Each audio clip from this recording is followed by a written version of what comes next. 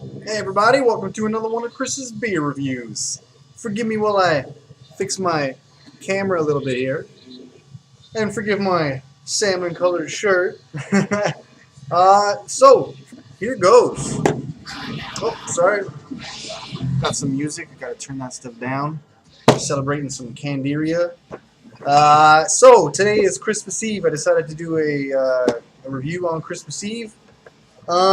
It was to my surprise that I didn't realize this earlier, but the Mill Street Brewery came out with a seasonal sampler. And as much as these may not look like Christmas beers to you, it was released for the season, so it is a little bit of a loophole there, isn't it?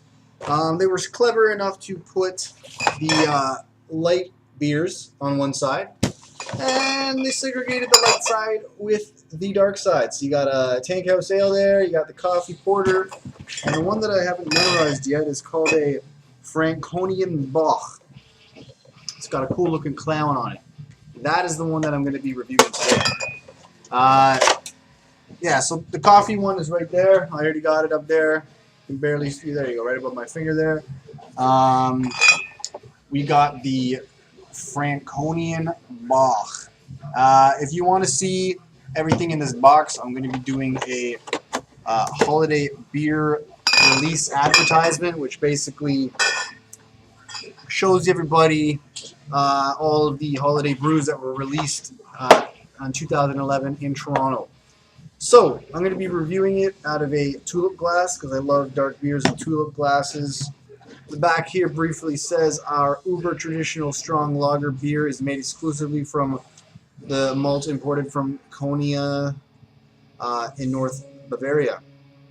These richly flavored malts produce a warming caramel palate that, when combined with German hops from the Hallertau, produce a deeply decadent winter beer style that's born in the heart of Germany and brewed fresh here by Mill Street Roast. So it says that this is really strong, but yeah, 7%. It's a little bit, it's on the average strong side beer, I guess you would say. So just to give you a little bit of an idea, we got that cool looking clown there who thinks he knows what's what. You turn it around here, we got the description on the back, you got Franconian Bock, you got a little bit of a clown on the bottom there in the little circle, and that's about that. So there we have it, people. Let's get ready to rock. So we got your typical Mill Street cap here. Alright. Oh, that smells like a very good dark beer.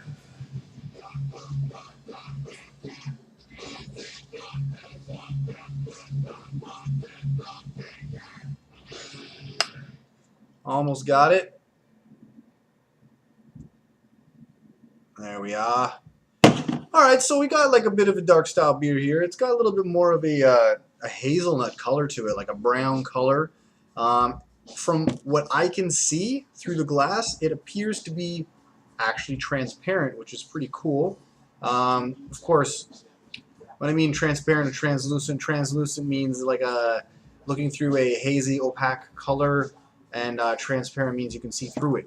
So I can see through it. I can actually see myself on camera through the glass. So technically, it's transparent. We got less than a fingerhead here. We got like a quarter fingerhead here. I don't know what's with that. I do not see any carbonation going through this glass whatsoever, so this is going to be really strange. It is not too cold, so it is not because of the temperature. Let's see what it smells like.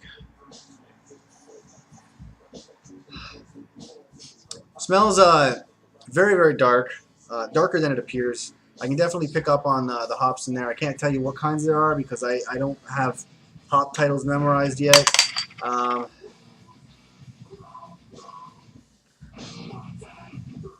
Yeah, I'm just smelling dark beer. That's all I'm getting right now. No citrusy notes, nothing like that.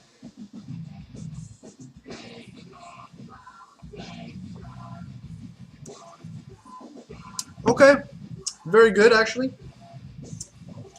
Very good. Just the right about carbonation.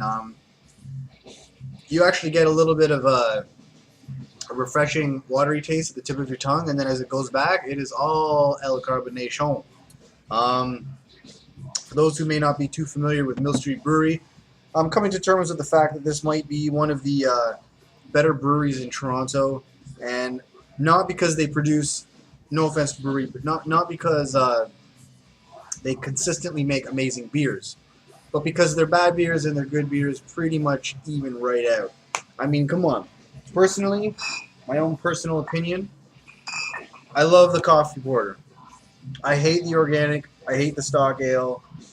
Tank House is pretty sweet. Kind of tastes like Mike Duggan's, and there's a good reason for that. You know, for those who know the backstory. If you don't know the backstory, check out my Mike Duggan's IPA 9 review, and it'll explain the backstory on that. We got the extra special bitter, which I haven't even tried yet. You may be asking yourself, hey, this doesn't kind of really level itself off yet, but I got another Mill Street barley wine back here that I've had in the past, and I'm not a big fan of barley. Apparently, according to this company, 2007, 2008, and 2009, we have the Canadian Brewery of the Year award. I hate to assume this, but it is possible that Flying Monkeys Brewery has won the Canadian Brewery Award for 2010 and 2011. And I'm saying this because they consistently have amazing beer snobbery, high quality class beers. They all taste good. Even their light tastes good. And they're out of Barrie, Ontario. So there you go. I stand by what I said about Toronto breweries. This one right here seems to be the one in favor. Now, I may personally not like the organic, but a lot of people really do. Some people call it their favorite. So it really depends on what your taste is.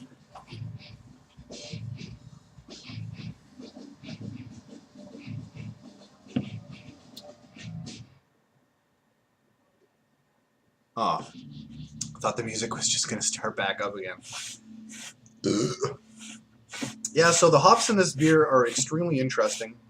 They're not too overwhelming whatsoever. You're left with a lingering dark ale-ish taste at the ending. Resembles, I think, Rickard's dark ale, probably better than anything else I can think of at the moment. Of course, this tastes better. And sorry, I can't say of course. I was going to relate it to Rickard's tall can of dark ale versus the obvious glass of this awesome Bock here. But yeah, the Rickard's Dark also does have bottles, and it is a very good brew.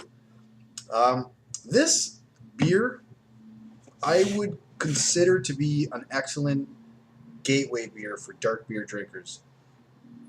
This whole entire six-pack in general, I think, is probably one of the good, the best six-packs I've seen for all-around taste that kind of really get everybody to test their palate out a little bit more, explore new things.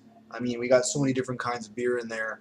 The only one that I can really imagine that would make that six-pack any more different is if they would have taken out the stock ale and they would have replaced it with their wheat beer.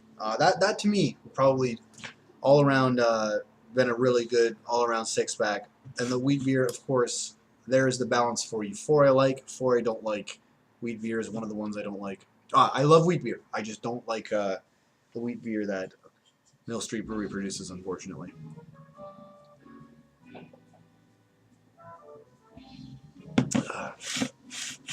Very good beer.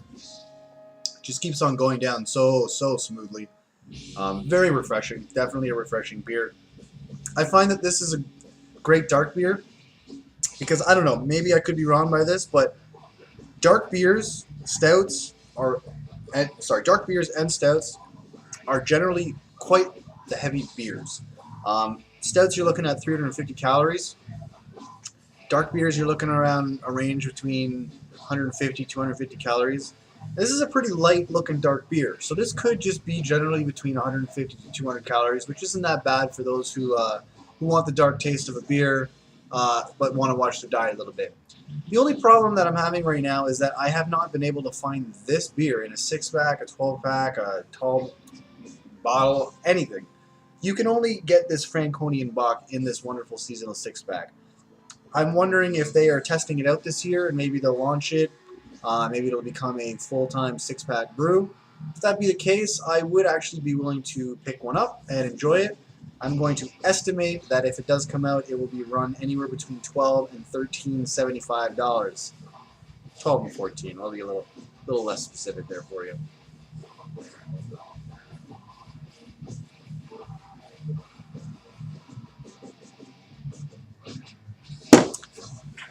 So there you got it, people. Excellent beer.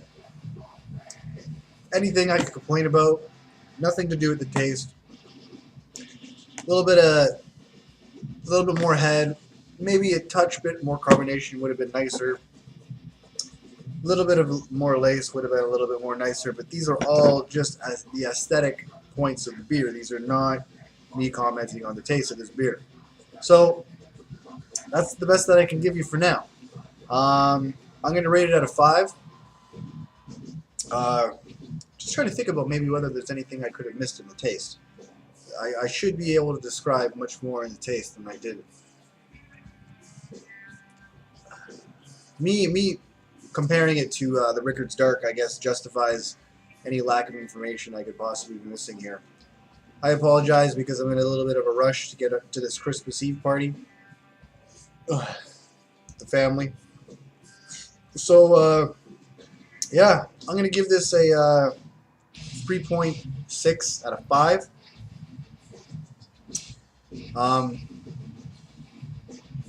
Maybe, you know what? I'm going to give it a 3.8 out of 5. I'm going to give it a little bit more glory than that. So there you have it, people.